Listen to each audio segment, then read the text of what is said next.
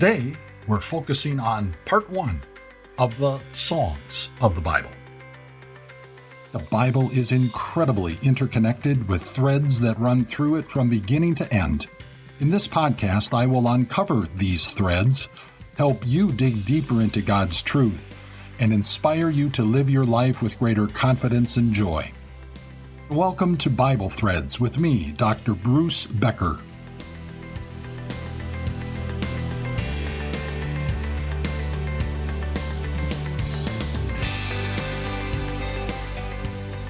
Today we've got another episode in our series called Storylines. It's about people, places, and things that show up repeatedly in the Bible and that have special significance or meaning. Did you know that there are more than 400 references to singing in the Bible? In addition, there are over 50 commands or encouragements for Christians to sing, either to God or to one another. Did you also know that there are more than 185 songs in the Bible? Okay, I know 150 of them are in just one book, the book of Psalms. Psalms is one of the Bible's 3 songbooks.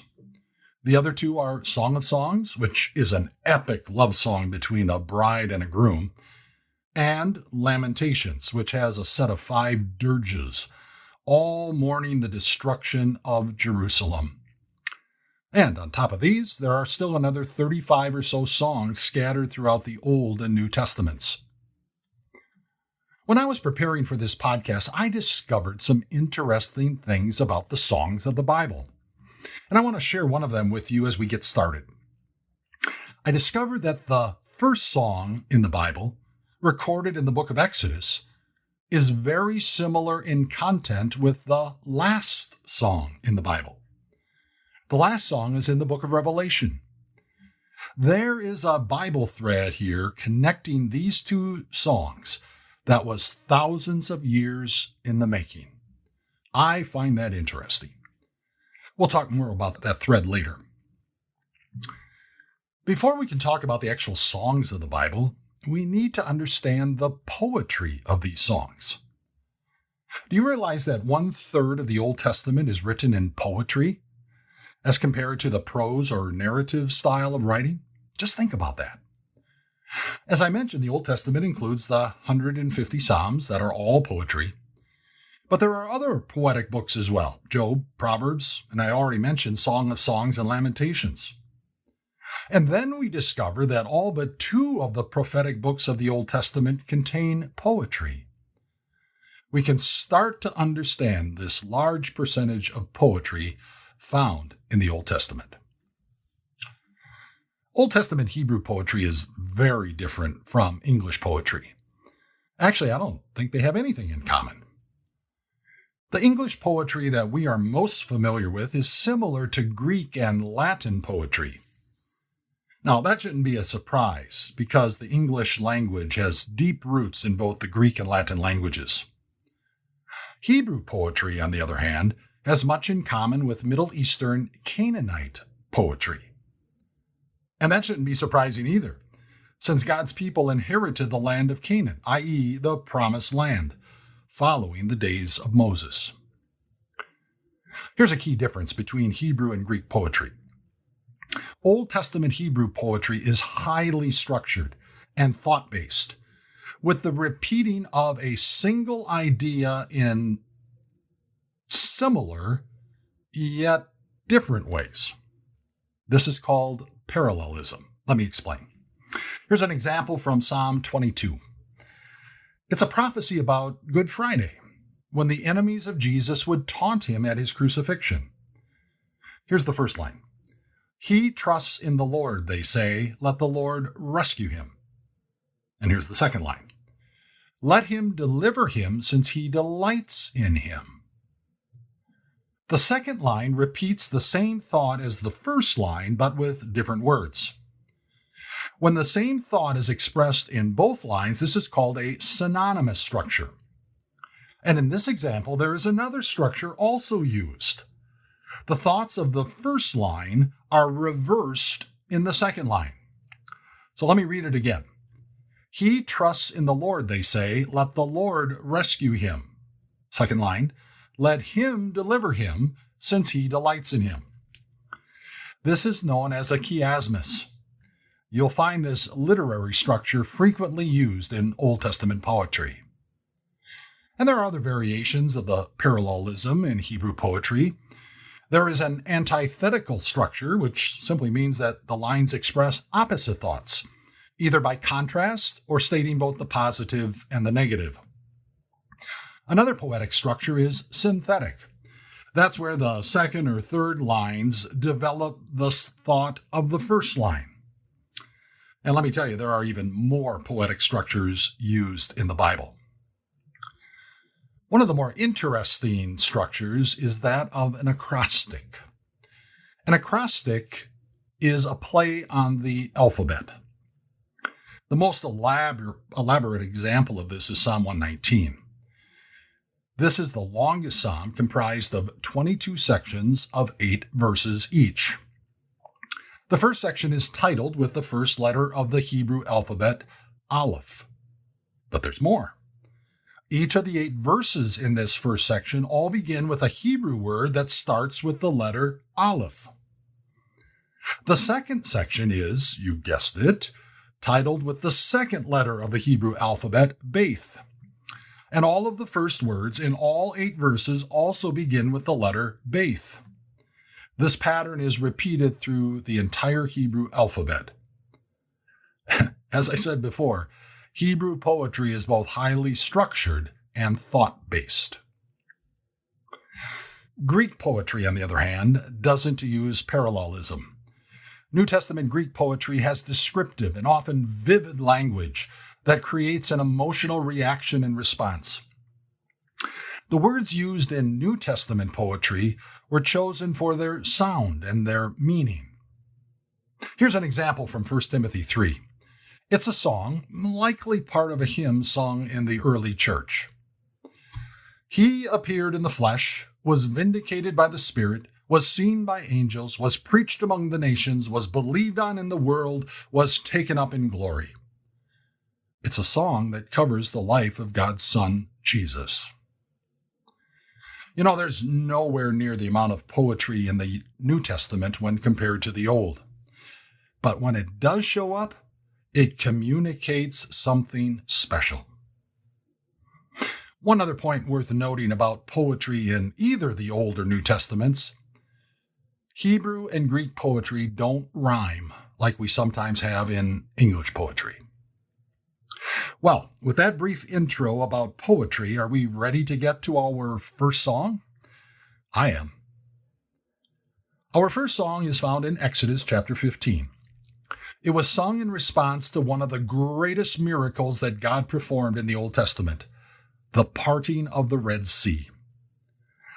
So let's back up a bit and recall the events that prompted the singing of this song. In the weeks prior to this miracle, God had instructed Moses and his older brother Aaron to go to Pharaoh and ask that the Israelites be allowed to go out into the desert to worship their God, to worship Yahweh, the Lord. Pharaoh refused, which resulted in the Lord starting to send 10 plagues upon the Egyptian people, with each plague worse than the prior one. The 10th plague was the death of the firstborn of both men and animals in every household. Upon hearing and seeing this for himself, Pharaoh called for Moses and Aaron in the middle of the night and told them, "Up, leave my people, you and the Israelites. Go worship the Lord as you have requested. Take your flocks and herds and go."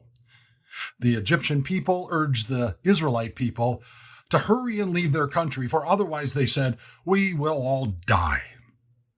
So the Israelites left. Guess what? Pharaoh changed his mind when he realized his free source of labor was exiting the country. So he assembled his army of soldiers, horses, and chariots, and went in hot pursuit of the Israelites. Now, this is significant. When the Lord led the Israelites out of Egypt, he didn't lead them along the fastest, most direct route out of the country. Instead, believe this or not, the Lord led them to a place where they could be easily cornered by the Egyptian army. Their backs would literally be up against a wall, namely a large body of water. The Lord did this intentionally so he could demonstrate his almighty power to the Israelites and in the process defeat Pharaoh and his army. When the Egyptian army approached the Israelite camp, the Lord parted the waters of the Red Sea behind them with a wall of water on each side. Then he caused a mighty wind to dry out the land.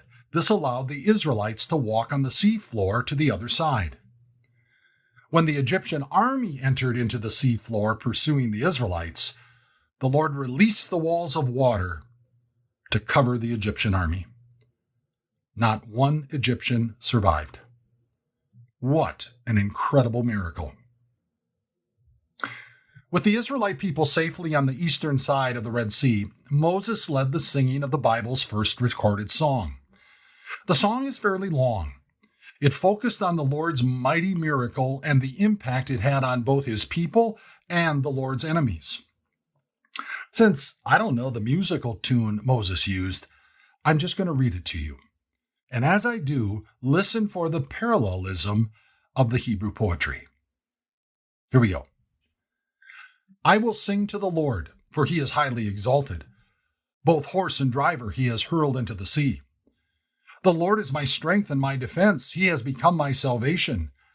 He is my God, and I will praise him, my Father's God, and I will exalt him. The Lord is a warrior. The Lord is his name. Pharaoh's chariots and his army he has hurled into the sea. The best of Pharaoh's officers are drowned in the Red Sea. The deep waters have covered them. They sank to the depths like a stone. Your right hand, Lord, was majestic in power. Your right hand, Lord, shattered the enemy. In the greatness of your majesty, you threw down those who opposed you. You unleashed your burning anger. It consumed them like stubble. By the blast of your nostrils, the waters piled up. The surging waters stood up like a wall. The deep waters congealed in the heart of the sea. The enemy boasted, I will pursue. I will overtake them. I will divide the spoils. I will gorge myself on them. I will draw my sword, and my hand will destroy them. But you blew with your breath, and the sea covered them. They sank like lead in the mighty waters. Who among the gods is like you, Lord? Who is like you, majestic in holiness, awesome in glory, working wonders? You stretch out your right hand, and the earth swallows your enemies. In your unfailing love, you lead the people you have redeemed. In your strength, you will guide them to your holy dwelling. The nations will hear and tremble. Anguish will grip the people of Philistia. The chiefs of Edom will be terrified. The leaders of Moab will be seized with trembling. The people of Canaan will melt away. Terror and dread will fall on them. By the power of your arm, they will be as still as a stone, until your people pass by. Lord, until the people you bought pass by. You will bring them in and plant them on the mountain of your inheritance, the place, Lord, you made for your dwelling, the sanctuary, Lord, your hands established. The Lord reigns forever and ever. Well, that was Moses leading the men of Israel in song. But we also hear about Miriam, Moses and Aaron's sister. Then Miriam, the prophet, Aaron's sister, took a timbrel in her hand, and all the women followed her. With timbrels and dancing, Miriam sang to them, Sing to the Lord, for he is highly exalted. Both horse and driver he has hurled into the sea. The Song of Moses and Miriam, also known as the Song of the Sea, was a festive victory song that gave glory to the Lord for saving his people. Jewish tradition also refers to the lyrics of this song as a ketubah, a marriage contract or covenant between Yahweh and the Jewish people, a covenant that would be sealed weeks later at Mount Sinai. Jewish tradition also reveals that this song was sung in Jewish communities on the seventh day of the festival of Passover, It was sung every year as a reminder of the greatness of the Lord. The next recorded song in the Old Testament wouldn't be sung for nearly 40 years. So, what happened during those 4 decades? Well, from the shores of the Red Sea, the Israelites traveled to Mount Sinai, where God made his covenant with his people. He gave to Moses the 10 Commandments and all the other moral, civil, and ceremonial laws. All of these laws were to govern God's special people. From Mount Sinai, the Israelites traveled north to Kadesh, located in the desert of Paran, just south of the land of Canaan. Canaan was the land the Lord had promised to Abraham, Isaac, and Jacob's descendants. The Lord came to Moses and told him to send some men to explore the land and bring back a report. 12 men were chosen, one from each of the 12 tribes. When the explorers returned, they failed to bring a consensus report.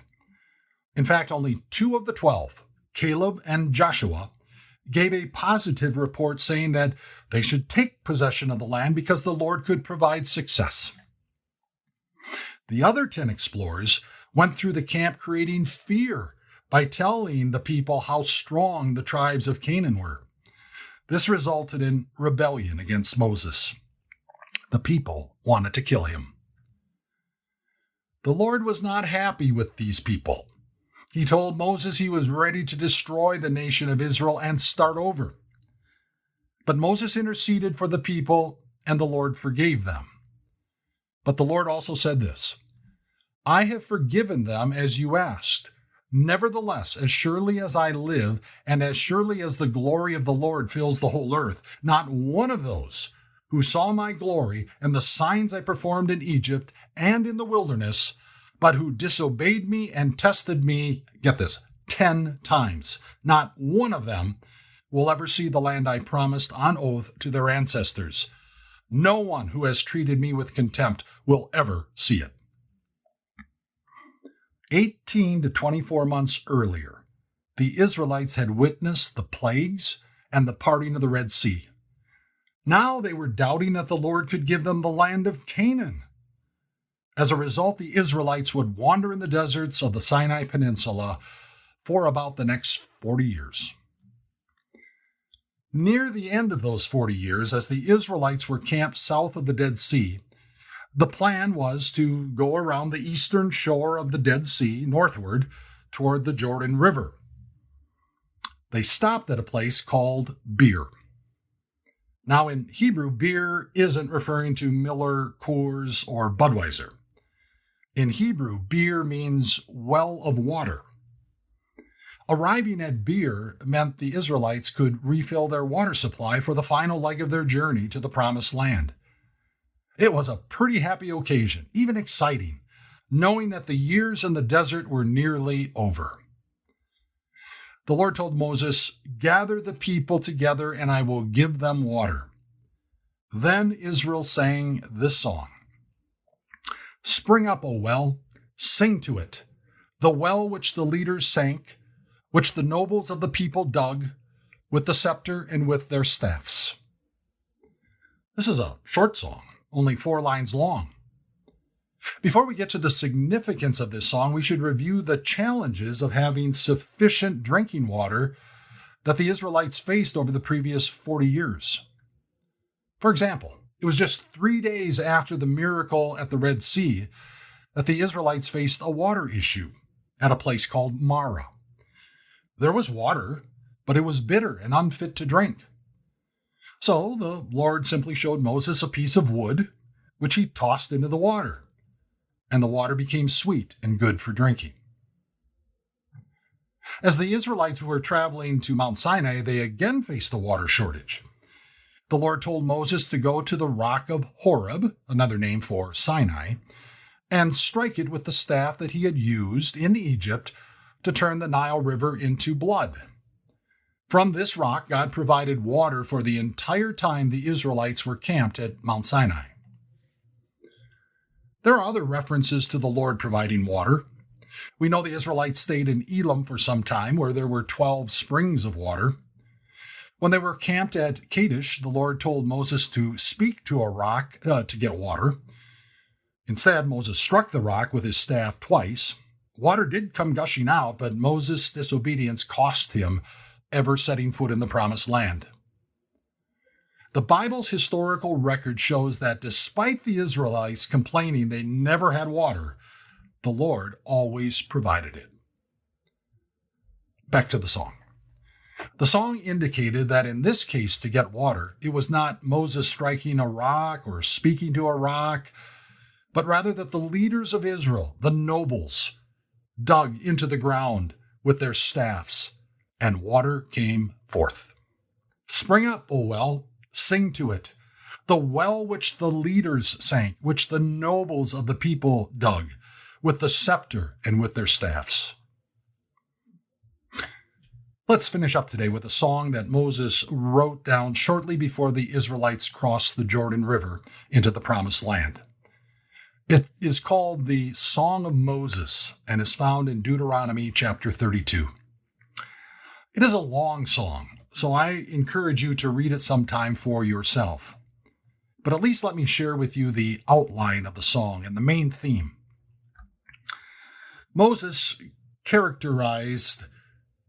began this with an invocation to the Lord, identifying him with these words: the rock, his work is perfect, for all his ways are just, a God of faithfulness and without justice, righteous and upright is he.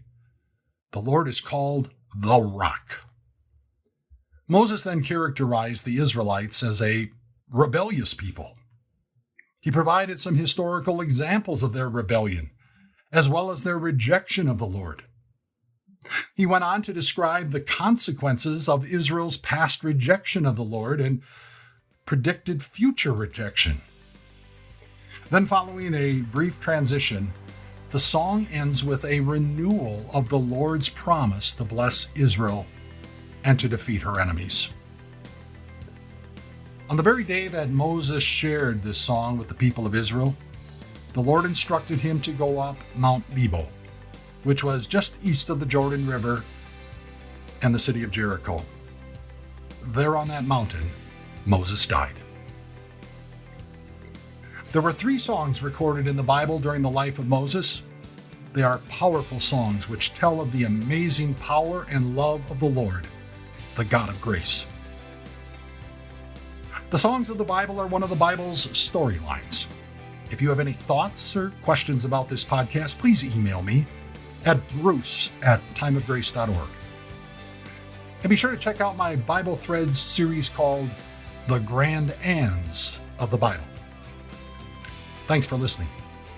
Join me next time for part 2 of songs in our Bible Threads series entitled Storylines. God bless.